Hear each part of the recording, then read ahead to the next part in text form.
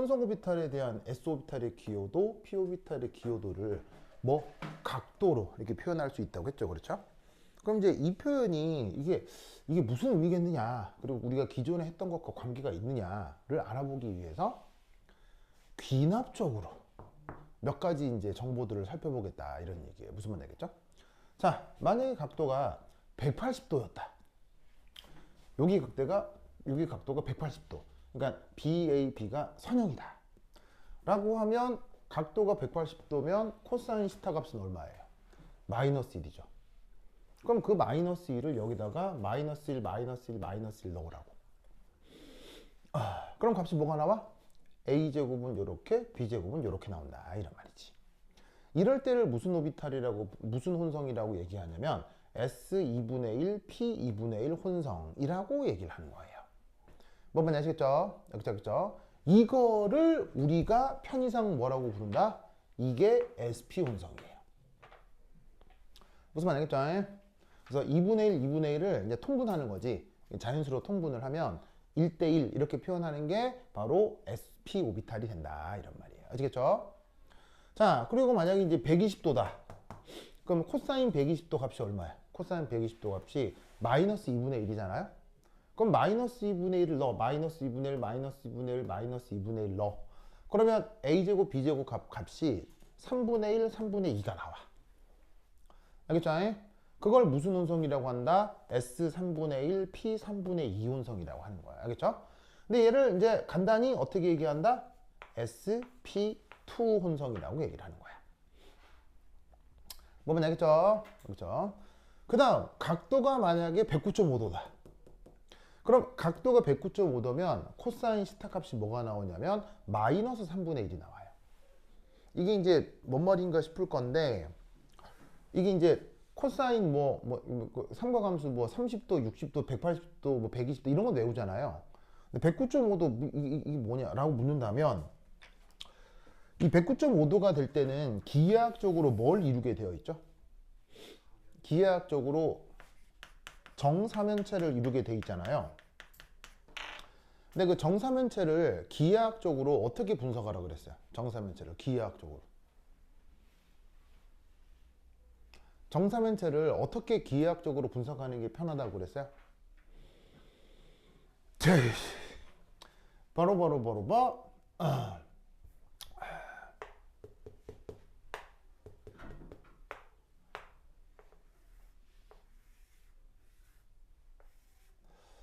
자,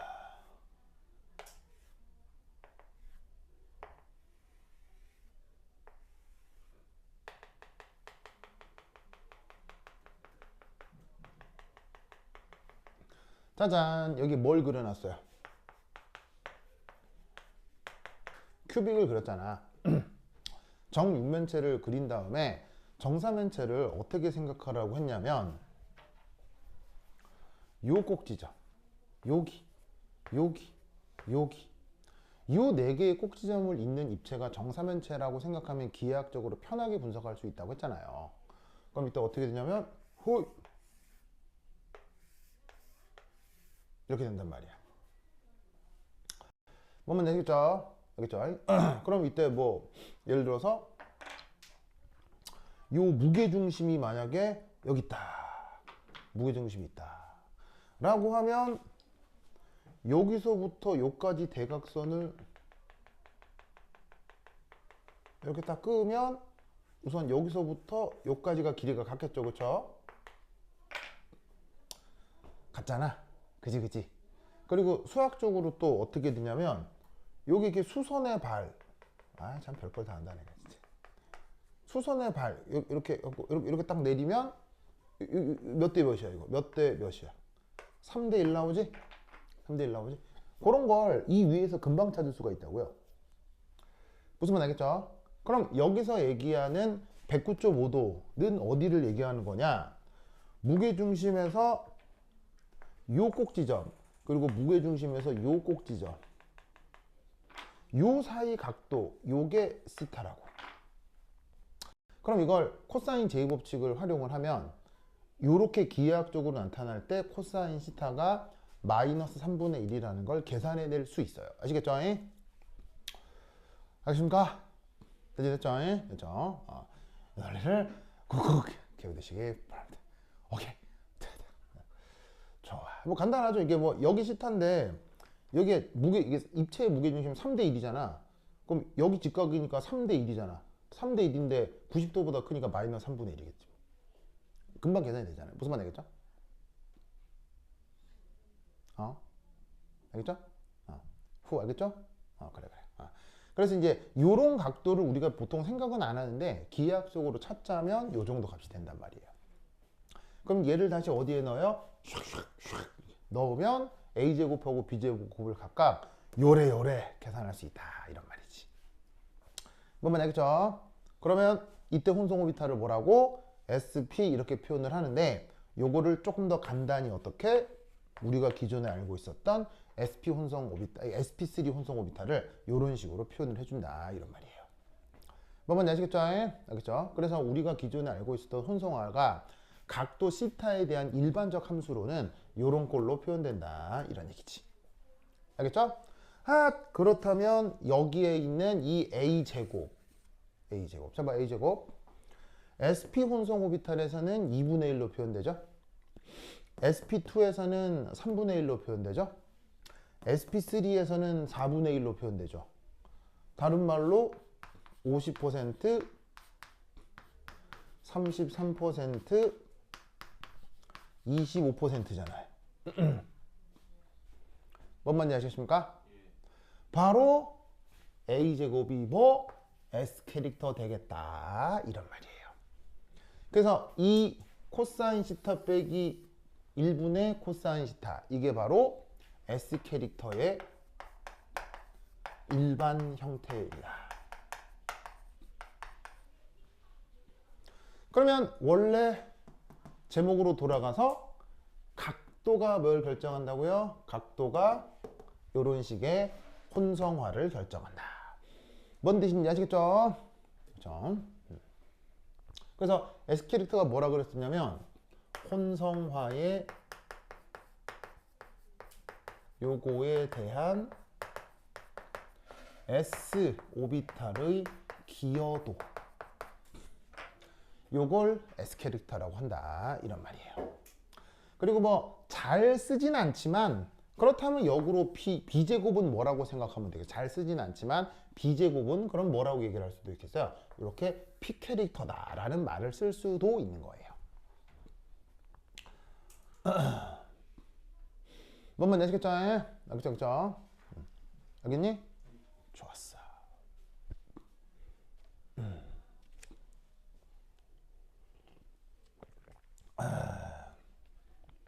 써줘.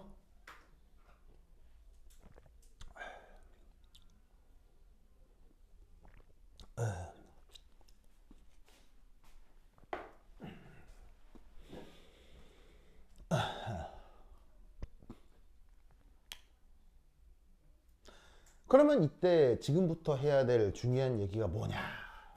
이제 여기 줄게요. 여기 준다잉. 해줄게요. 시우사. 쓱.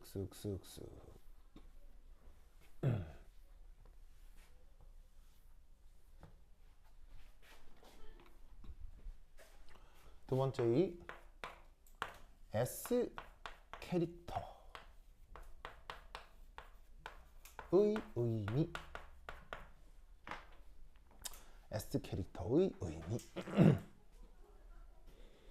자, 저번 시간엔 S 오비탈이라고 그러니까 뭐냐면 그냥 저번 시간에 S 캐릭터가 어떻게 계산되느냐를 말씀드렸고 오늘은 그 S 캐릭터가 각도와 무슨 관계가 있느냐 무슨 말 알겠죠?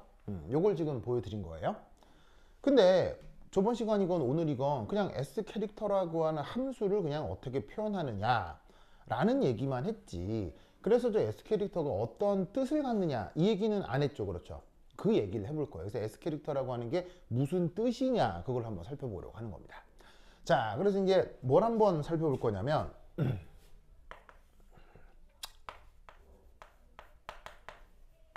레디얼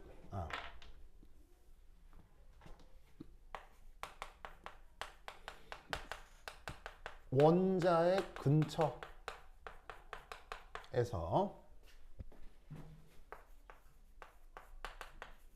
radial distribution function 요거를 살짝 해석해 보도록 하겠습니다. 자, 아주 중요한 표현 radial distribution function이란 말이 나왔는데 요거 뒤에서 오비탈 얘기할 때 다시 한번 얘기하겠습니다. 우리말 번역은 뭐냐면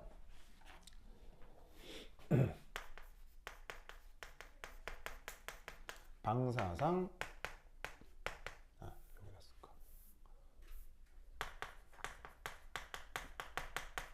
방사상 분포 함수입니다.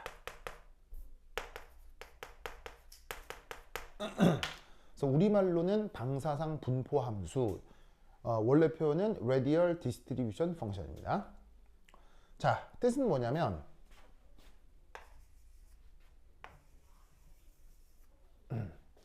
바로 핵으로부터의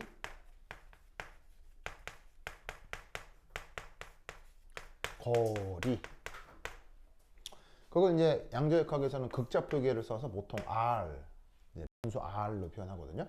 핵으로부터의 거리에 따른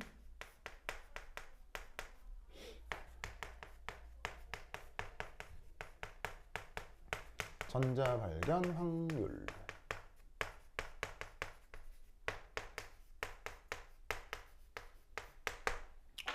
요거를 radial distribution function이라고 합니다.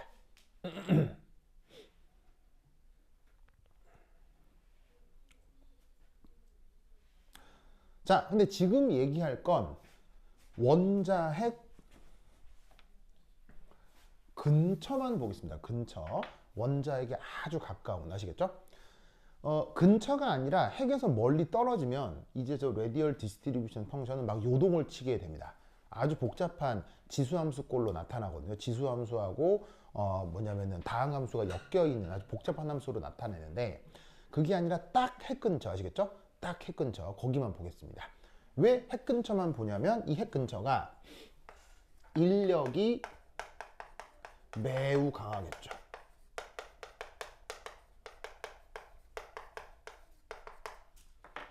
그래서 전자하고 핵 사이의 인력이 강하다는 얘기는 핵과 전자 간 거리가 가깝다는 얘기니까 핵 근처에서 그 전자와 핵 사이의 인력이 아주 강한 그 영역에서 전자 발견 확률이 어떻게 되는지 딱 그것만 보겠습니다. 그래서 지금 그림은 아주 일부만 그리는 겁니다. 아시겠죠? 마치 뭐냐면 코끼리가 이렇게 있는데 코끼리가 있는데 코끼리의 코끝만 그린 거예요. 무슨 말인지 알겠죠? 무슨 말인지 알겠죠? 코끼리 코끝 무슨 말인지 알겠죠? 그것만 그린 거야. 실제로는 코끼리 다 그리면 으아 될 거 아니야. 그건 됐고 코끝만 그리겠다. 이거 무슨 말인지 알겠죠? 그거만 그릴까요? 자, 그럼 이제 이거 어떻게 되느냐? y축이 이제 radial distribution function이라고 하자. 자, 여기 이제 거리 r이다. 원점이다. 원점에 핵이 있다. 그럼 어떻게 되냐면 바로 짜잔, 이게 ns, 그 다음에 짜잔 np, 짜잔 nd, 요렇게 나타납니다.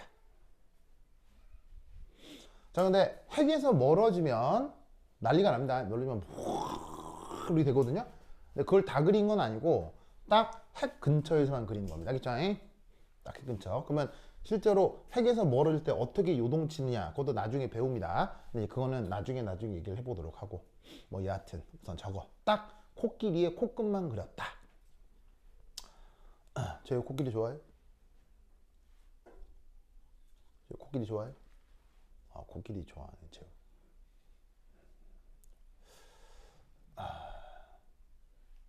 자, 그러시고요. 보이세요? 보이세요? 그럼 여기서 우리는 뭘 할 수가 있냐면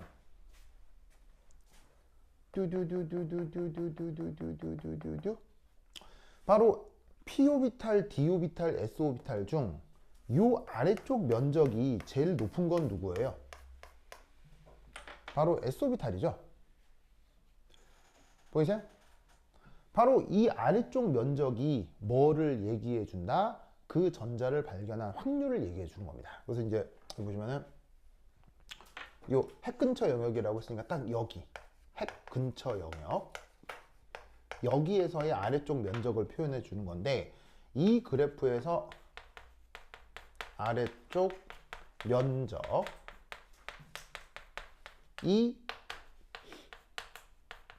각 오비탈 전자의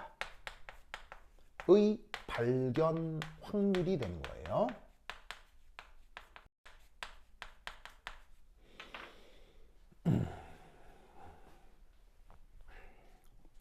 그러면 저기서 보시면은 d-오비탈, p-오비탈, s-오비탈 중 그 아래쪽 면적이 제일 큰 게 누구예요? 제일 큰 게 s-오비탈이죠. 무슨 말 알겠죠? 왜 저러냐? 이유는 없습니다. 계산 결과입니다. 계산을 해서 나온 결과가 저러합니다. 저런 식으로 D나 P에 비해서 S-오비탈의 전자 발견 확률이 월등히 높습니다. 아시겠죠? 계산 결과입니다. 그리고 저 계산 결과는 딱히 이유를 묻지 않습니다. 그래서 마치 수학에서 공리처럼 화학적 분석을 할 때는 그냥 인정하고 생각하는 주제입니다. 이건 아시겠죠? 그렇죠? 자, 그럼 이거에 대해서 이제 우리가 어떤 해석을 할 것이냐. 자, 이거 지워도 되겠죠? 이거 지워도 되겠죠? 지워도 되겠죠? 지우자. 그다음 여기도 지우자. 뭐 이런 것도 지우자. 지우자. 그러면 이것만 하나 남겨놓자.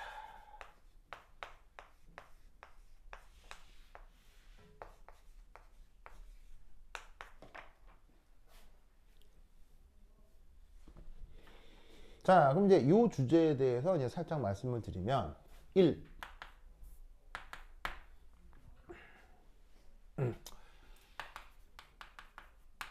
핵 근처 영역에서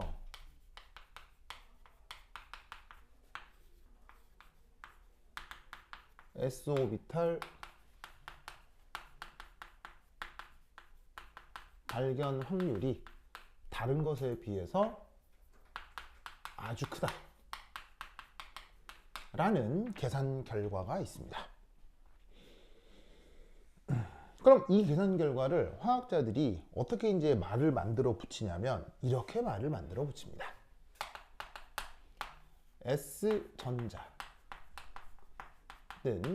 핵 가까이 침투한다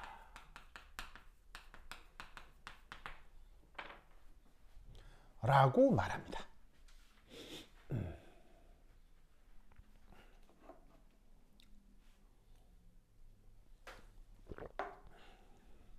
원래 s-오비탈이 됐건 p-오비탈이 됐건 d-오비탈이 됐건 각각의 전자가 핵에서 평균적으로 원래 떨어져 있는 위치들이 있거든요. 떨어져 있는 평균적인 거리들이 있어요. 그것도 나중에 말씀드릴 건데, 그 거리, 평균적으로 딱 정해져 있는 거리가 있지만 놀랍게도 그거와 무관하게 각각의 전자들은 핵 가까이 갑자기 일부 존재할 수 있는데, 원래 평균적으로 존재해야 될 위치를 무시하고 갑자기 핵 안에서 일부 발견될 확률이 있다는 얘기는 평균적 위치에 있다가 핵 안으로 쑥 들어오나 보다. 무슨 뜻인지 아시겠어요? 침투란 말의 뜻이 뭐예요? 침투란 말의 뜻이 쑥 들어가는 거. 그걸 우리가 한자말로 침투라고 하잖아요. 뭔 뜻인지 아시겠죠? 그래서 계산 결과에 의하면 P나 D에 비해서 s-오비탈이 핵 가까이 아주 강력하게 침투를 하는구나 라고 말을 만들어 쓴다, 이런 얘기지. 그래서 이런 얘기를 뭐라고 부르냐면 바로 penetration effect라고 하죠.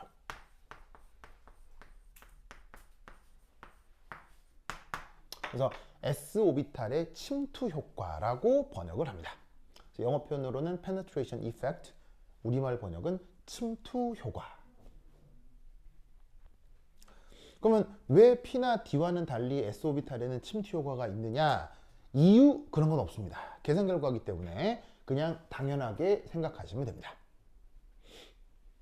그래서 P와 D와 다르게 s-오비탈은 침투 효과가 있다. 알겠죠?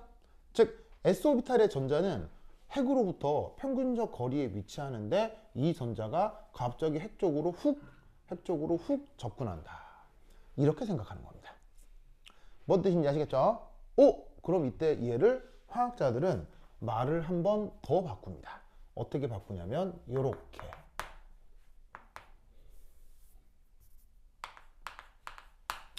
S 오비탈은 P, D 요거에 비해 전기 음성도가 크다 라고 이상한 말을 만들어 붙입니다.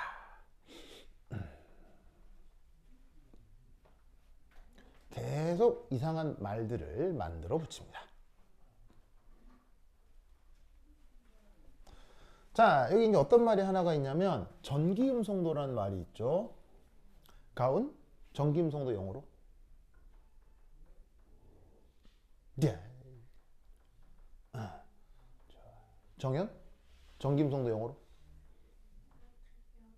뭐야 정현 혹시 저기 네이티브인가요? 왠지 네이티브 발음이 엄청 좋은 네이티브 같은데. 야, 여러분 요즘 미국에서 미국 좆된 거 알아요?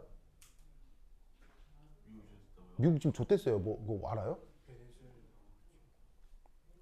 미국 그 뭐냐면 말도 안 되게 국제법을 어겨가면서 베네수엘라 침공했잖아요. 물론 베네수엘라 대통령이 나쁜 놈인 건 맞아요. 나쁜 놈인 건 맞는데 다른 나라에 막 군사 개입을 하고 막 이거 좀 오바인 것 같거든요. 근데 그럴 수 있는 이유가 미국이 지금 나라가 좆돼서 그래요. 어제 무슨 일인지 아세요? 어젠가 그저께인가 무슨 일이 있었냐면 예. 와 진짜 예. 그거 아는구나. 와 나 깜짝 그게 마을 주민들이 실제로 찍은 거예요. 마을 사람들이 실제로 찍은 거야. 그 미국에 아이스라는 애들이 있거든. 아이스가 뭐냐면 이민 단속국. 이민 단속국이어서 불법 체류자 이런 사람들 있잖아요. 잡아다가 가두는 뭐냐면 무력 집단이에요. 무력 집단. 미국은 총기 자유화잖아요. 그러니까 미국은 경찰들이 총을 막 되게 쉽게 쓰거든요. 그래갖고 막 이민자들을 끌고 가는데 사실 미국은 원래 미국 사람들이 그 땅에 살았어요. 미국은 이민자의 땅이에요. 미국은 이민자의 땅이죠. 미국 원래 원주민이 누군데요? 아메리칸 인디언이들이죠. 그게 이거 소위 얘기하는 양키들도 사실은 다 이민자잖아요. 주로 어디 이민자예요? 뭐 영국, 네덜란드, 독일, 프랑스 이쪽 이민자들이거든요. 그래서 지들이 이민자인데 지들이 세운 나라에 다른 사람들이 이민 오면은 그것도 이민자라고 박해해. 무슨 말인지 알겠어요? 그러면 그 사이에서 되게 폭력적인 일들이 있을 수 있겠죠. 그럼 이게 이런 현상을 싫어하는 미국 사람도 있겠어요, 없겠어요? 이게 너무 과도하다 생각하는 미국 사람도 있을 거 아니에요. 그래가지고 그 미국 시민단체 중에 요 아이스 진압 단속 하는 단속이 아니고 진압 감시. 이때 너무 폭력적이지 않냐, 그 다음에 아니면은 너무 과도하지 않냐, 그런 걸 감시하는 시민단체가 있어요. 그래서 어제 그젠가 미국의 그 어떤 꽤 큰 도시에 아이스가 이제 거기에 있는 뭐 이민자들을 단속했겠죠? 그리고 근데 단속하려고 하는 건지 아니면은 한 건지 뭐 시도하려고 한 건지 실제로 한 건지 모르겠는데 거기를 누가 지나갔냐면 어떤 시민단체 아줌마가 지나간 거예요. 차를 타고 가다가 아줌마가 이렇게 딱 지나간 거예요. 근데 시민단체 아줌마니까 그 뭐하냐고 당신들 거기서 왜 있잖아요. 우리나라 같은 데서 막뭐 경찰들이 이상하게 단속하면 우리나라 시민들이 경찰한테 막 뭐라 하잖아요. 시비 걸잖아요. 여기도 그 아줌마가 그런 거야. 아줌마 당신들 뭐하냐고 막 당신들 영장은 있냐고 막 그런 거야. 그럼 얘들이 뭐라고 그랬어? 개쌍욕을 했겠지. 뭐 어디서 뭐라 했을 거 아니야. 이 아줌마도 욕하기 시작한 거야. 이 아줌마도 성격 장난 아니시대. 막 하니까 얘들이 이씨 너 단속한다? 해가지고는 얘가 이 아줌마를 단속하려고 접근한 거예요. 그래서 놀래가지고 아줌마가 차를 타고 왱 도망갔거든요. 웽 도망가라고 하는 그 찰나에 운전석에 얼굴에 대고 총을 세 방을 쐈어요. 그래서 운전석에서 얼굴에 세 방을 맞고 그 자리에 직사했어요. 이 아줌마가 어떤 아줌마냐면 그냥 집에 애가 셋 있는 아줌마예요. 애 셋 있는 아줌마가 그 자리에서 직사했어요. 근데 이거를 마을 주민들이 다 찍은 거야. 마을 주민들이 다 찍었어요. 왜냐면 시비 걸리면 막 큰 소리 나잖아요. 지금 미국이 이런 상태입니다. 진짜. 그러니까 우리나라도 만약에 비상계엄이 성공했으면 우리나라도 그런 상황이 되는 거죠. 근데 놀라운 건 이 아이스 이민단속국 직원들이 놀라지 마세요. 무자격자들입니다.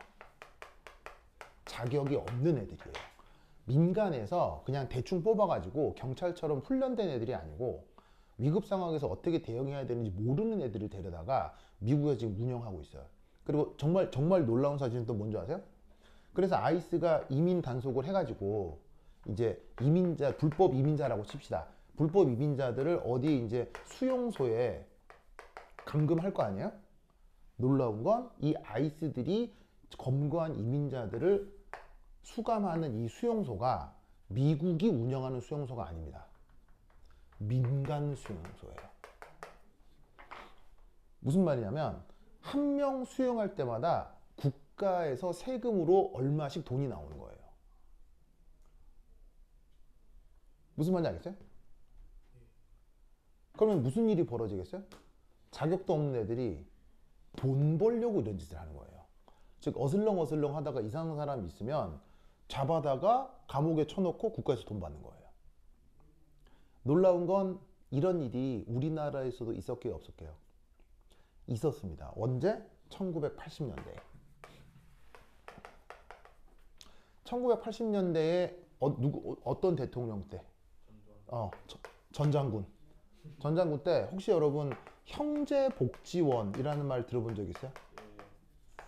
지금 이 얘기 어떻게 알아요? 형제복지원 얘기를 알아요? 혹은 삼청교육대 이런 거 알아요? 네, 삼청교육대. 이건 아예 군이 운영하던 시설이었고요. 그 다음에 형제복지원 이런 거 알아요? 형제복지원이 이 아이스가 했던 행동이랑 똑같은 행동을 하는 곳이에요.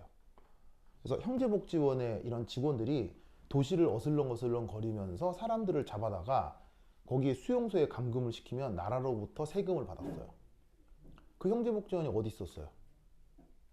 부산에 있었어요. 부산에. 내가 어릴 때 부산에 살았었거든요. 1980년대 내가 초등학생이었으니까 나도 여기 끌려가서 감금당할 수 있었다는 얘기예요. 정말이에요. 하여튼 그렇습니다. 그래서 미국이 현재 그런 상황이다.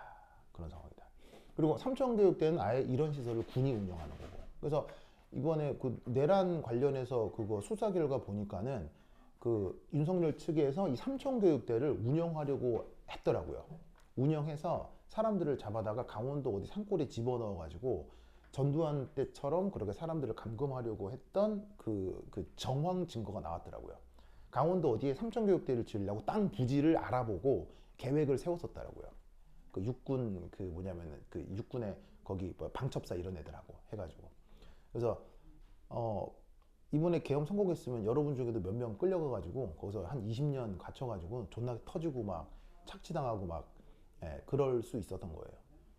그래서 하여튼 미국 상황이 이렇습니다. 그래서 요즘 미국이 좋댔다고 봐야지.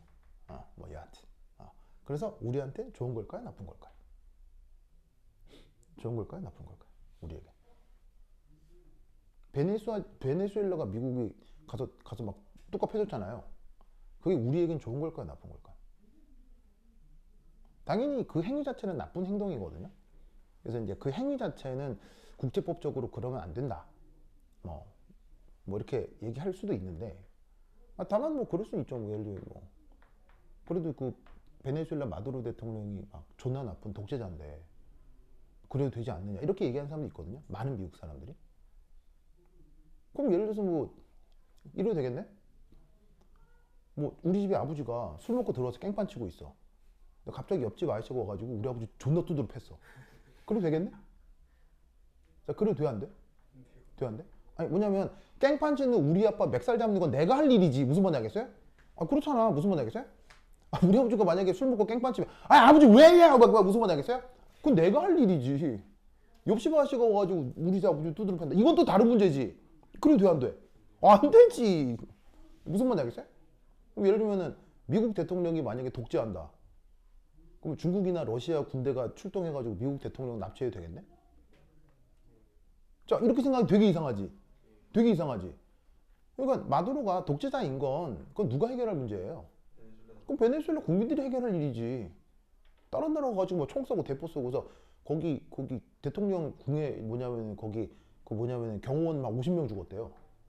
예. 그 뭐 델타 포스가 미국 델타 포스라고 그 무서운 그 몬스터 같은 애들이 있거든요.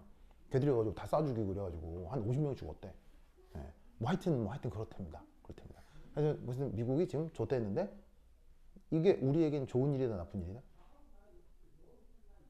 좋다 나쁘다라고 뭐라고 얘기는 할 수는 없는데 나는 기회에 더 가깝다고 봐요. 기회. 위기가 아니라 기회. 왜 기회인지 궁금하죠. 왜 기회인지 궁금하죠. 이걸 내가 그 이번에 대학 신입생 학생들한테 특강을 할 거예요. 이게 왜 기회인지. 늘 준비하고 있습니까? 지금 다음 주나 다다음 주 예상하고 있거든요. 강의실이 안 나와가지고 학생들이 좀 많이 올 것 같아가지고 근데 부모님들도 오고 싶으면 오시라고 할 거거든요. 예, 할 거거든요. 그래서 이제 다음 주나 다다음 주 그때 이런 얘기들 할 겁니다. 이게 왜 기회인지. 물론 위험한 상황이에요. 미국이 미쳐 들어가기 때문에 위험한 불똥이 우리에게도 튈 수는 있지만 그런데 내가 볼 때는 항상 위기는 기회죠. 위기는 기회죠. 그래서 지금 이 상황이 미국이 미쳐 들어가는 이게 우리에게는 기회일 수도 있다. 수도 있다. 왜 그럴까? 는 다음에 얘기해 보도록 하고. 자, 어쨌건. 갑자기 저기 정윤이가 발음이 너무 좋아서.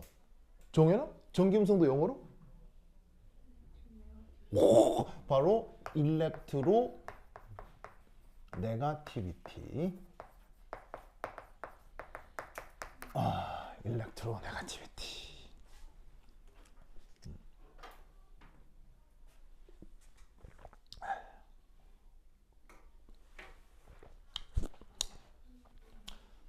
정성택이라고 내 고등학교 때 동기가 있거든요. 정성택 얘기해줬어요? 정성택은 부산과학고에서 우리 반 친구예요. 부산과학고에서 3년 내내 전교 1등을 놓치지 않은 애예요. 3년 내내 전교 1등을 놓치지 않았고 그 다음에 걔가 ICHO 국가대표였어요. 그래서 이제 금상 받고 그 다음에 수능 수석했어요. 부산과학고에서 3년 내내 전교 1등이었고 수능 수석하고 그 다음에 서울대 수석했어요. 그래서 걔가 95년도 입시해서 대한민국의 모든 입시장 관계자와 서울대 교수들이 다 아는 학생이었어요. 다 아는 학생이었어. 걔가 우리 반이었어. 그리고 성택이가 화학은 나한테 물어봤었어. 별걸로. 자, 어쨌건 그 성택이가 그러면 서울대 내에서도 성적이 좋아. 그리고 서울대 어디 갈게? 서울대 어디 갈게? 그러니까 서울대 무슨 과 갈게? 전기공학부 갔습니다. 전기공학부. 그리고 성택이는 토종 코리안이지만 이미 중학생 때 영어하고 일어가 완벽했습니다. 토종 코리안인데 그 집 아버지가 조기교육을 시켜가지고 영어하고 일어가 완벽했습니다. 그리고 프랑스어, 독일어하고 라틴어가 읽고 쓰기가 됐습니다. 대단한 애죠. 중학생 때 이미. 그래서 영어, 일어가 프리하게 아주 자유로웠고요. 다른 나라 외국어들도 읽고 쓰기까지는 됐습니다. 그런 상태에서 부산과학에서 전교 1등을 3년 동안 한 번도 놓치지 않고 서울대를 수석으로 수능 수석했어요. 수능도 수석하고 해서 그 서울대 전기공학부에 들어갔거든요. 그럼 당연히 서울대 내에서도 4년 내내 올 A였겠죠. 4년 내내 올 A였어요. 바로 어디로 유학을 갔다? 스탠포드로 유학을 가서 거기서 박사학위까지 했습니다. 박사학위까지 했습니다. 그러면 그 성택이는 미국에서 어떻게 됐을까요? 미국에서 굉장히 유명한 IT 업체의 CEO까지 했습니다. 그럼 여러분 생각해봐. 여러분들이 엄청 노력한다고 해도 성택이만큼 할 수 있을까? 힘들겠죠? 그런 인간은 100년에 한 번 나올까 말까한 인간인데 그 성택이가 미국에 계속 있어도 고액 연봉자로 있을 수 있었겠죠. 근데 그 성태기가 한국에 있어요 지금. 물론 삼성 사장인데 지금. 삼성의 지사 어떤 조금 지사의 사장으로 삼성 임원으로 있거든요. 삼성 임원으로 있는데 걔가 미국이 계속 아니고 한국에 온 이유가 뭘까요? 생각해봐. 스탠퍼드에서 박사학위 받는 건 미국 사람도 쉬운 일이 어려운 일이야. 어려운 일이지. 그리고 방금 그 성택이 얘기해주면 성택이 스펙이 어마어마하잖아. 그럼 그 정도 스펙은 전 세계적으로도 별로 없을까? 전 세계적으로도 탑 클래스일까? 전 세계적으로 탑 클래스거든? 그런 애가 미국에서 자리 잡기가 쉬울까 어려울까? 지금 어렵다니까. 지금 어렵다니까. 물론 성택이는 삼성에서 이제 거액 연봉으로 해가지고 이제 스카우트해서 온 거지만 그런 성택이마저도 지금 미국에서 되게 애매한 상황이에요. 왜냐하면 미국이 지금 극도로 미쳐 돌아가서 뭐냐면 이민이라고 한 사람들에 대한 이 프레임을 씌워서 그냥 쫓아내고 있는 상황이기 때문에 지금 미국의 상황이 말도 안 되는 상황입니다. 그래서 그런 스펙의 성택이도 미국에서 이 뭐 이상한 눈초리를 받는, 회사 내에서는 안 그러겠죠. 근데 그런 능력자가 그냥 길거리를 돌아다니면 어떻게 돼? 각종 인종차별의 언사를 듣는 그런 상황. 이 현재 미국의 상황입니다. 그래서 하여튼 미국이 그렇다. 자, 어쨌건. 자, 전기음성도 뜻이 뭐예요?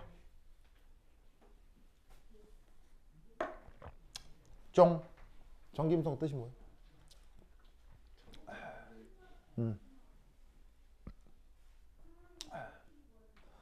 바로 봐.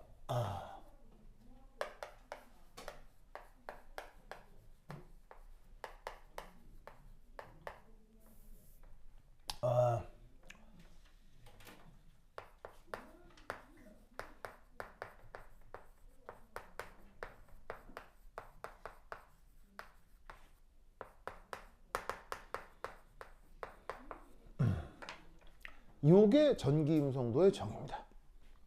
자, 뭐냐면 자기 쪽으로 전자를 끌어들이는 속성. 요게 전기음성도의 정의입니다. 그러면 잘 봐요. 핵이 있고 전자가 있는데 이 전자가 원래 평균적인 위치에 있어야 돼요. 그죠? 근데 난데없이 침투 효과라고 하는 게 생기면서 핵 가까이서 뿅 하고 발견되는 이런 확률이 일부 존재한다는 얘기죠. 그게 누가 제일 크고요? S오비탈이 제일 크고요. 그러면 어떻게 되냐면 핵으로부터 이 S오비탈 전자가 핵 가까이 접근한다는 얘기는 누군가가 이 전자를 끌어들인다는 얘기야. 아니야. 누군가가 이 전자를 끌어들이니까 평균 위치가 아니라 핵 가까이에서도 일부 나타나는 거겠지. 그럼 이 전자를 누가 끌어들인다라고 할까? 이 전자를 S오비탈이 끌어들인다라고 말을 만들어 붙이는 거예요. 혹은 P오비탈이나 D오비탈도 일부 끌어들일 수는 있죠. 하지만 그 정도가 누가 제일 크다? S오비탈이 가장 크다. 무슨 말 알겠습니까? 그러면 S오비탈에 배치된 전자가 핵 가까이 접근하는 것은 S오비탈이라고 하는 것이 마치 실제 존재하는 물질인 것처럼 전자를 끌어들인다라고 비유적으로 얘기를 하는 거예요.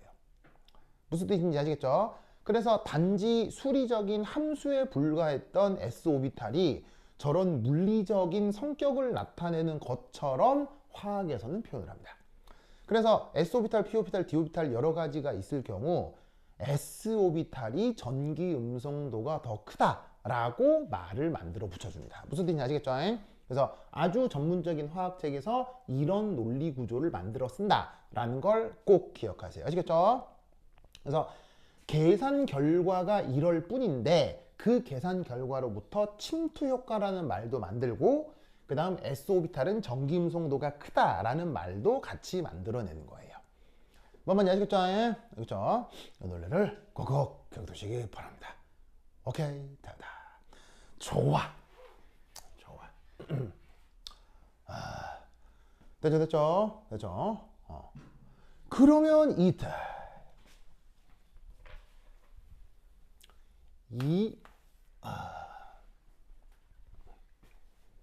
S 캐릭터가 큰 혼성 오비탈 역시 전기 음성도가 크다. 이렇게 얘기를 해볼 수 있다 이런 말입니다. 자, 쓰시고.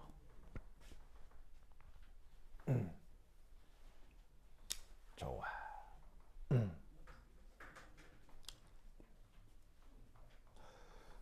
여러분 빵 좋아합니까? 빵? 빵? 어디서 만든 빵이 제일 맛있게요? 어디서 만든 빵이 제일 맛있게요? 어디서 만든 빵이 제일 맛있게요? 모든 빵은 여기서 만들려야 제일 맛있습니다. 바로 집에서요. 프랑스 어디 요리 학교에서 무슨 파티시 어쩌고 저쩌고 이런 애들이 만드는 것보다 홈 베이킹 한 게 훨씬 맛있습니다. 왜게요? 왜일까요? 왜일까요? 진짜요. 무슨 경력 어디에 셰프 파티시에 이런 애들이 만든 것보다 집에서 가족을 위해 만드는 빵이 훨씬 맛있습니다. 진짜 맛있습니다. 왜일까요? 바로 빵 맛을 결정하는 가장 중요한 재료가 뭘까요? 빵 맛을 결정하는 가장 중요한 재료. 사실 초보여도요. 빵 만들 때 초보여도 이거 막 쳐먹으면 되게 맛있습니다. 뭘까요? 바로 버터입니다. 빵 반죽에다가 버터 있죠, 버터. 버터를 많이 넣으면 많이 넣을수록 그 빵은 무조건 맛있습니다. 정말입니다. 진짜입니다. 그럼 버터를 어디까지 넣어야 되느냐? 경계가 없습니다. 막 넣으면 넣을 만큼 더 맛있습니다. 모든 빵은. 근데 버터의 단점은 뭐예요? 버터의 단점은 비쌉니다. 이게 비싸요. 버터가 뭐로 만들죠? 버터 뭐로 만들죠? 버터를 뭐로 만들지도 가은아 버터 뭐로 만들어요? 우유로 만듭니다. 우유 아시겠어요? 우유 1리터 있잖아요. 1리터. 우유 1리터를 날리면 버터가 100g 정도 나옵니다. 무슨 뜻인지 알겠어요? 그래서 그냥 가정에서 그냥 버터를 좀 쓰고 이런 것에 대해서는 경제적 부담이 없지만 공장을 운영한다거나 아니면 베이커리를 운영한다거나 식당을 운영하는 데 있어서 버터는 가장 비싼 재료 중에 하나입니다. 대량으로 사용하면 버터는 식재료 중에 가장 비싼 재료입니다. 그럼 결국 이 말이 무슨 말이냐? 파티시에라고 하는 전문 기술자들 있죠. 그 사람들의 기술의 핵심은 뭔지 아세요? 파티시에들의 기술의 핵심이 뭔지 아세요? 어떻게 하면 버터를 조금 쓰고 버터가 많이 들어간 맛을 내느냐? 그게 파티시에들의 기술이에요. 파티시에라고 하는 사람들의 기술은 거기에 있어요. 무슨 말인지 알겠어요? 어떻게 하면 버터를 최소한으로 쓰느냐? 왜? 버터가 뭐하니까? 비싸니까. 하지만 맛은 끌어올리느냐? 무슨 말인지 알겠어요? 그럼 이 말은 무슨 말이겠어요? 아마추어가 만들어도 버터 막 쳐넣으면 엄청 맛있어져요. 정말이야. 정말이에요. 무슨 말인지 알겠어요? 그럼 내가 이 얘기를 왜 하느냐? 그럼 버터를 많이 넣으면 빵이 왜 맛있겠어요? 빵에서 버터 맛이 많이 나니까. 무슨 말인지 알겠어요? 그럼 버터를 많이 넣을수록 빵에서 버터 맛이 많이 날 거 아니야? 자, 이상한 얘기 하는 거예요? 완전 당연한 얘기 하는 거예요? 완전 당연한 얘기 하죠. 그럼 잘 봐? S 캐릭터가 클수록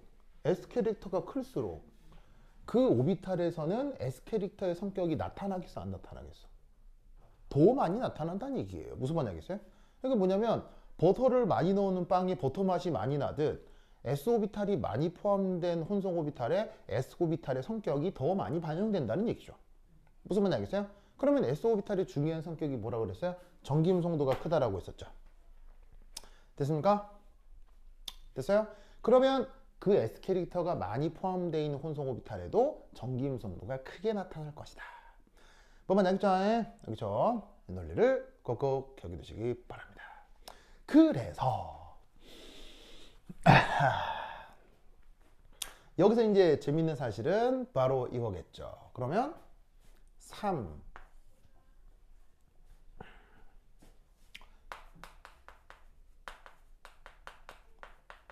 결합각이 커질수록 결합각이 커질수록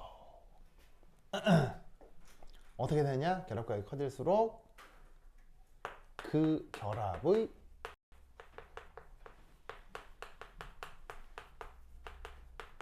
전기 음성도가 크다라는 걸 알 수 있죠.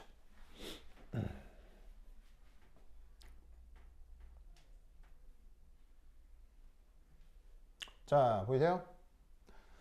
여기 잘 보시면 각도가 109.5도, 120도, 180도로 각도가 점점 어떻게 되고 있습니까? 결합각이 증가하고 있죠? 그럼 결합각이 증가하면 S캐릭터가 어떻게 돼요? A제곱이 바로 S캐릭터라고 했는데 그 S캐릭터가 결합각이 커지면 같이 커지고 있죠? 그건 어디서 확인할 수도 있냐면 여기서도 확인할 수 있어요. 수리적으로 분석하면 얘가 물론 90도보다 더 크다는 조건에서 90도하고 180도 사이 라고 할 때 이 각도가 커지면 얘가 무조건 커지게 되어 있습니다. 뭐 뜻인지 아시겠죠? 알겠죠? 그러면 잘 보세요. 각도가 커질 때 뭐가 커지고 있어요? S캐릭터가 커지고 있죠? S캐릭터가 커진다는 얘기는 뭐가 커진다는 얘기예요? 전기음성도가 크다는 얘기지. 뭔가 알겠죠? 그러면 역으로 한번 볼게요. 역으로 결합각이 그러면 작아지면 그 결합의 전기음성도가 뭐하다? 작아지는 거겠지.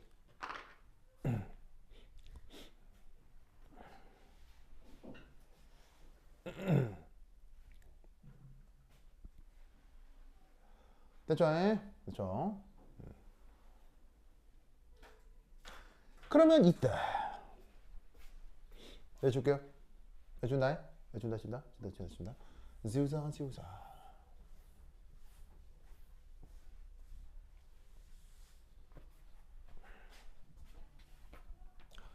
자, 그러면 1, 2, 3, 4.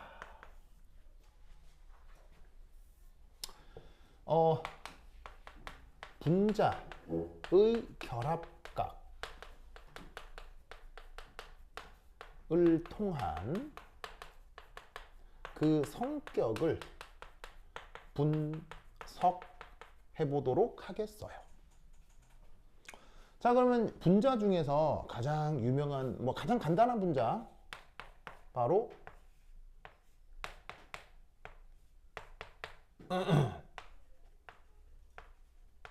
예. 아이고.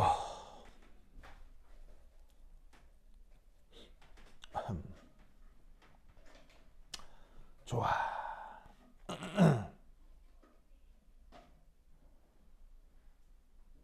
자, 보이시죠?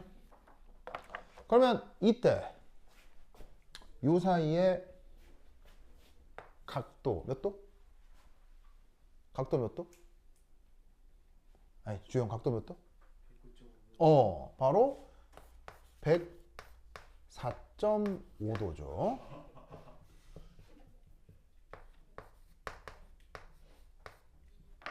(109.5도는) 메테인의 각도고요. 무슨 말 알겠죠? 자, 그러면 저 녀석이 결합각이 104.5도라는 거는 계산을 통해 알아내는 겁니까? 실험 데이터입니까? 104.5도라는 이 각도는 이건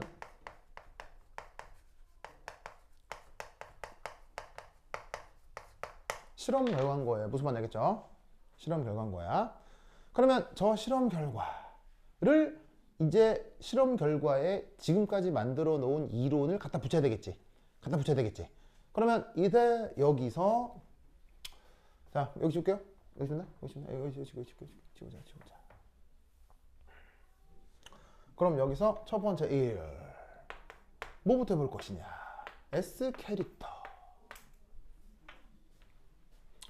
자, 그럼 이제 그 S 캐릭터가 어떻게 되느냐? A 제곱이 S 캐릭터가 어떻게 되냐면 코사인 세타 1 빼기 코사인 세타 빼기 1이거든.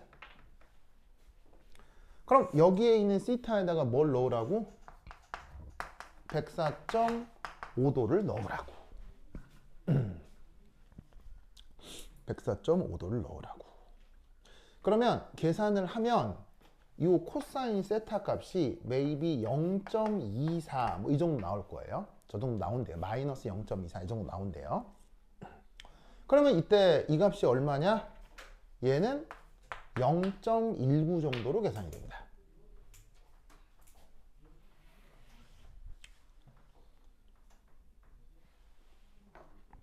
0.19 정도로 계산이 됩니다. 뭐 뭔지 아시겠죠? 이해했습니까? 오! 그러면 이때 P 캐릭터는 어떻게 계산되면 되겠습니까? B제곱이 P 캐릭터잖아요. 그럼 P 캐릭터는 얼마냐면 1 빼기 A 제곱이겠지. 맞죠? 그럼 저기다가 값을 넣어주면 대략 값이 0.81 정도 나옵니다. 0.81 정도가 나옵니다. 알겠죠? 그러면 이걸로부터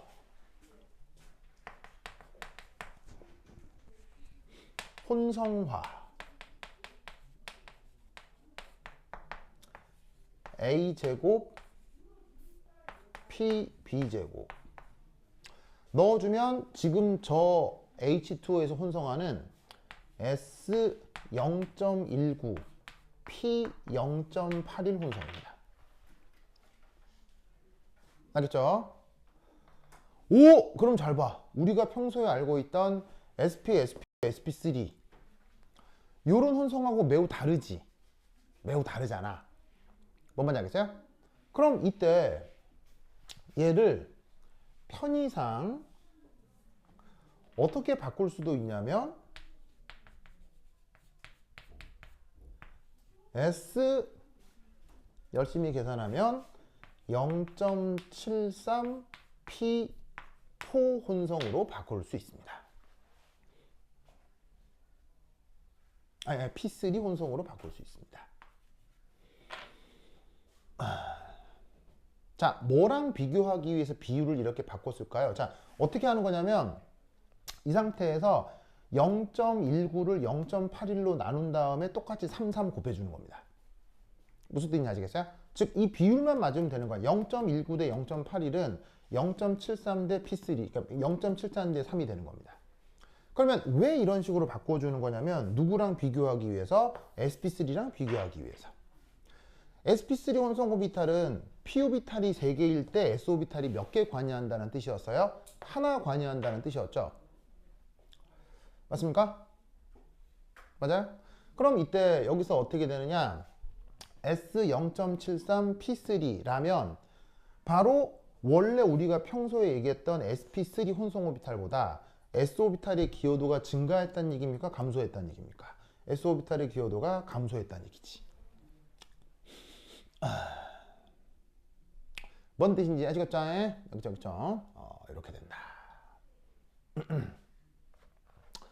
좋아.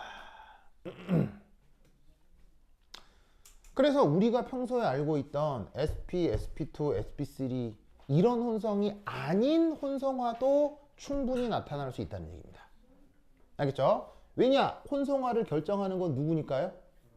혼성화를 결정하는 건 바로 결합각이니까. 뭔 뜻인지 아시겠죠? 그럼 이때 다시 S캐릭터로 돌아가서 0.19니까 다르게 얘기하면 19%인 거잖아. 19%. 무슨 뜻인지 아시겠어요? 그러면 이때 지금 이 결합각이라는 거 봐. 이 결합각은 어디의 결합각이야? 이 공유결합과 이 공유결합의 결합각이잖아. 그러면 아까도 얘기했듯이 혼성화는 무슨 오비탈을 설명하는 게 혼성화야? 무슨 결합을 설명하는 게 혼성화라고 하는 거. 시그마 결합을 설명하는 게 혼성화라고 했지? 즉 여기에 시그마 결합이 어디 있는데? 이것도 시그마고 요것도 시그마라고. 그래서 지금 여기서 얘기하는 S0.19, X0.81 혹은 S캐릭터 19%라고 하는 건 다 여기를 얘기하는 거야. 뭐 뜻인지 아시겠죠? 그래서 여기에 있는 요 시그마 오비탈의 0.19%의 s 오비탈이 포함되어 있는 거고, 여기에도 19%의 s 오비탈이 포함되어 있는 거야.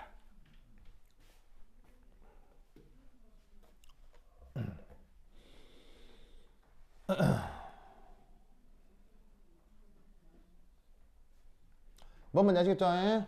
알겠죠? 그런데 여러분,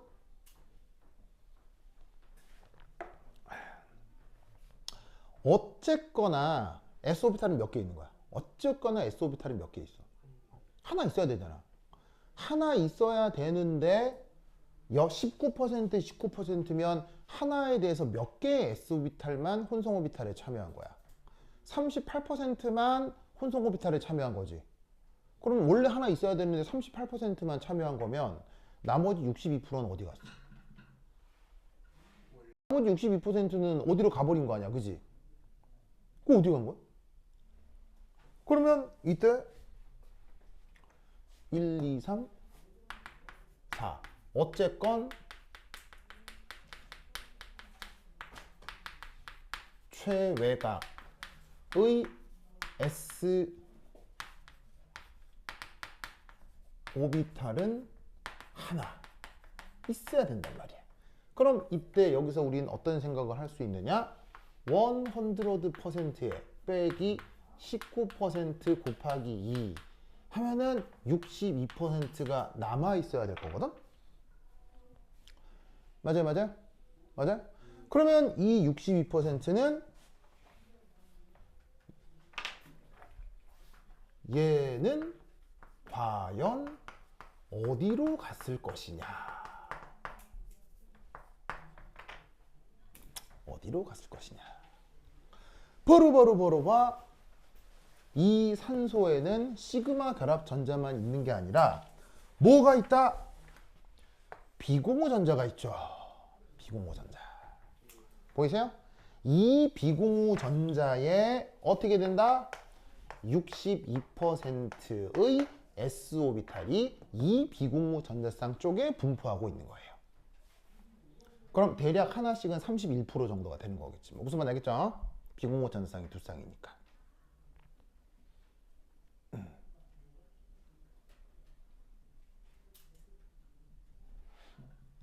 그래서 과연 어디로 가느냐? 바로 비공유 전자쌍 쪽으로 분포를 한 겁니다.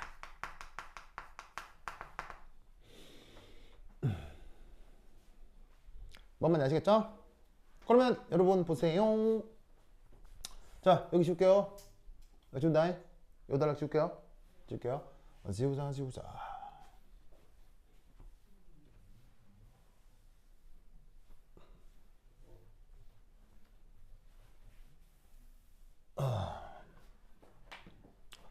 오, 분자 구조에서 가장 큰 불안 요인은 사실 뭘까요? 이제 저 주제와 별개로 조금 더 일반적으로 얘기를 했을 때 분자 구조가 나타날 수 있잖아요. 뭐 루이스 구조로 그리고 뭐 분자궤도 함수로 설명하건. 그럼 분자 구조적 측면에서 그냥 고전역학적으로 봤을 때 가장 분자 구조를 불편하게 만드는 요소가 뭐예요? 그렇지. 바로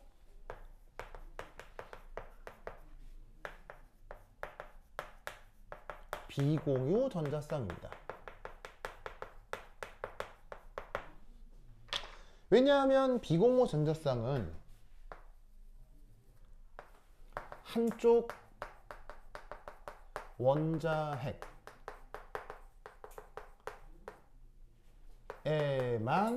인력이 작용하고요.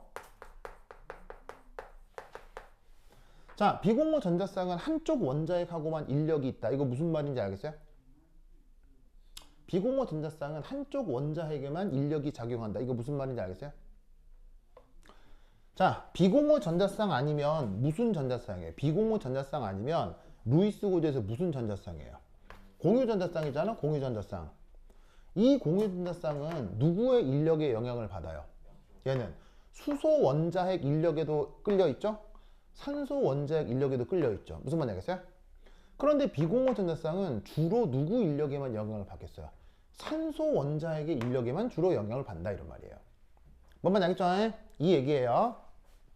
그래서 비공호 전자쌍은 한쪽 원자핵의 인력만 작용한다 이런 얘기지. 그래서 어떻게 되느냐? 한쪽 원자핵에만 인력이 작용하고 서로 간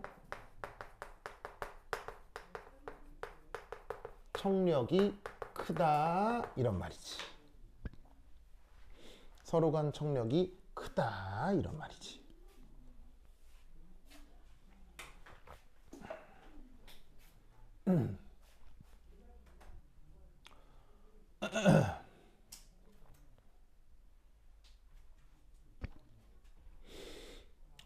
우리나라 1년 세금이 500조 정도 되거든요. 500에서 550조 정도 되는데 세금 가지고 별의별 일을 많이 할 수 있잖아요. 별의별 일을 많이 할 수 있잖아. 그럼 세금으로 별의별 일을 많이 하는데 이때 당연히 균형 있게 잘 써야 되겠지만 똑같은 예산 세금이 있어요. 똑같은 예산과 세금이 있어. 똑같은 예산과 세금을 전국에 있는 우리 학생들이 점심시간에 밥을 굶지 않게 하기 위해서 점심시간 급식에 대한 보편, 무슨 말인지 알겠어요? 혹은 그보다 조금 더 형편이 조금 불편한 학생들을 위해서 예산을 쓰는 것, 그 동일한 예산을 한국에 있는 초수포 울트라 엘리트 소수정예에게 써서 나타나는 효과, 어디가 더 긍정적일까요? 자, 똑같은 예산 20조가 있어요. 이걸로 전국에 있는 모든 학생들에게 점심 급식을 해주고 그 다음에 가정 형편이 조금 불편한 학생들에게는 좀 더 지원을 하고, 무슨 말인지 알겠어요? 이런 식의 정책을 펴는 것과 20조의 똑같은 예산을 초수포 울트라 엘리트들에게 써서 얘들이 더 국가 발전을 일으키려고 목적은 그거겠죠. 거기에 예산을 내서 얘네들이 더 좋은 교육을 받고 뭐 유학 가려고 할 때 예산 지원도 해주고, 무슨 말인지 알겠어요? 국가 장학금도 주고 하는 이 모든 게 사실은 다 동시에 진행돼야 되겠지만 경제적 효과는 어디가 더 좋다? 경제적 효과는 어디가 더 좋다? 가 아직도 논쟁 중이에요. 영원한 논쟁입니다. 이거 해결하면 바로 노벨 수학상 바로 나옵니다. 노벨 수학상 있어 없어요? 있습니다. 노벨 수학상 있어요. 왜 없어? 없긴. 노벨 수학상의 다른 이름이 뭐예요? 노벨 경제학상이에요. 알겠죠? 네, 그러니까 수학상이란 이름만 없을 뿐이지 노벨 경제학상 다 누가 받아요? 수학자들이 받아요. 수학자들이. 경제적 현상을 뭐로 분석해요? 수학 모델로 분석합니다. 수학 모델로. 그래서 사실은 경제학자들은 거의 수학자에 가깝습니다. 여러분 경제학과 안 가봤죠? 경제학과 가시면요, 수학 얼마나 공부하게요? 거의 수학과 학생들만큼 수학을 공부합니다. 그래서 공대 친구들보다 경제학과 친구들이 수학 실력이 훨씬 좋습니다. 그래서 옛날에 해군사관학교에 같이 근무하던 경제학 교관이 있었거든요. 인문계 학생일 거 아니? 경제학과는 인문계잖아. 근데 걔가 깜짝 놀라더라고. 자연대하고 공대 애들 수학을 너무 못해서 깜짝 놀라더라고. 이런 것도 몰라? 막 이러는 거예요. 장난 아닙니다. 여러분 경제학과 가시면요 무조건 수학이에요. 그래서 사실은 아예 원래 전업 수학자였다가 경제학자의 의뢰로 경제 연구로 들어오는 수학자들이 많아요. 그러다가 노벨 경제학상 받는 거예요. 무슨 말인지 알겠어요? 그래서 이제 노벨상 위원회에서도 이거 이 수학자한테 상 주고 싶은데 근데 딱히 이름이 수학상은 없고 주는 게 경제학상이에요. 그래서 인류 역사상 위대한 수학자들이 노벨 경제학상 받은 사람이 많습니다. 네, 물론 순수 경제학들도 있긴 하지만, 근데 경제학자들의 속성이 거의 수학자예요. 어쨌건 그래서 방금 얘기했던 것처럼 아주 형편이 안 좋은 학생들의 그 예산을 쓰는 것과 탑클래스 학생에 지원하는 것과 어디가 전체를 더 좋게 만들 것이냐, 노발이 노우즈입니다. 아직도 논쟁 중입니다. 이거 풀잖아요? 노벨상 여러 개 받습니다. 필즈 메달도 받을 수 있어요. 경제학점도 다 받을 수 있어요. 아직도 논쟁 중입니다. 그런데 자연은 어느 방향으로 할까요? 우리 자연은, 네이처는 어느 방향으로 할까요? 네이처는 어느 방향으로 할까요? 네이처는 무조건 더 불안하고 안 좋은 것을 해결하는 것으로 자연은 무조건 움직입니다. 자연은 좋은 것을 더 좋게 만드는 방향으로 가는 게 아니라 안 좋은 걸 덜 불안하게 만드는 방식으로 자연은 항상 구동됩니다. 자연은 무조건 그렇습니다. 그렇게 작동하는 원리를 뭐라 그래요? 그렇게 작동하는 원리를 뭐라 그래요?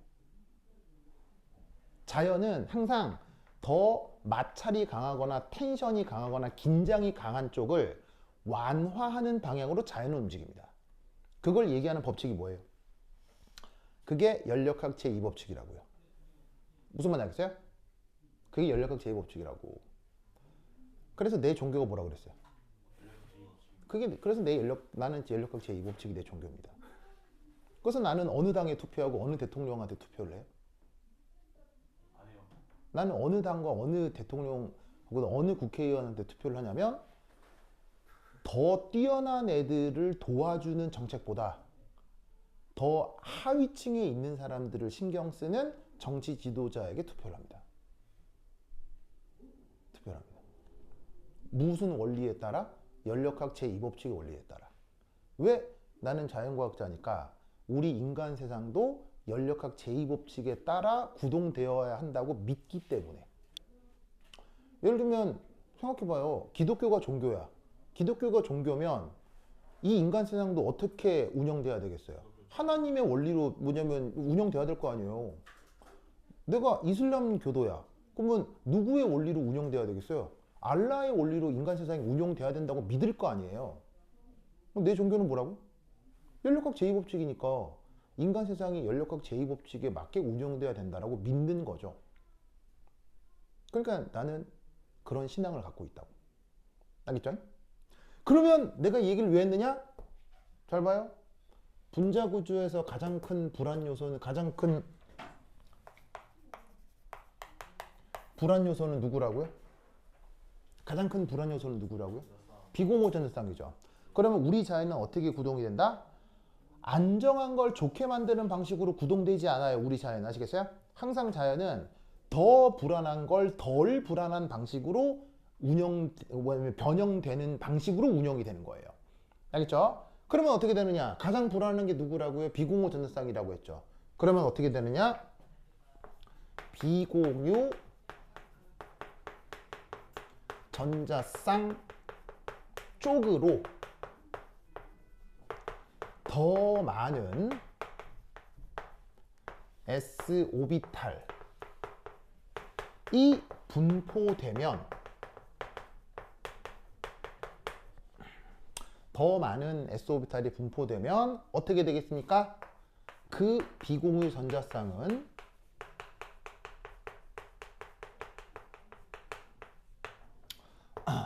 큰 전기 음성도 효과.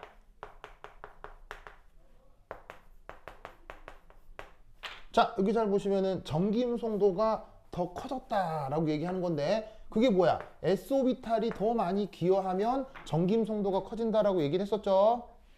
기억나요? 그것에 의해 핵 가까이 접근할 수 있는 거예요. 그러면 인력이 커져서 안정해지겠죠.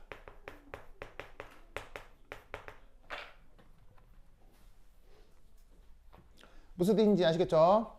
그래서 어떻게 된다? 여기에 19%의 S 캐릭터를 배치하고 비공호 전작상에 19%보다 더 큰 31%의 X 캐릭터를 분포시킨다 이런 얘기인 거예요. 뭔 말인지 아시겠죠? 됐습니까? 그러면 이때 우리는 또 뭘 하나 알 수 있느냐?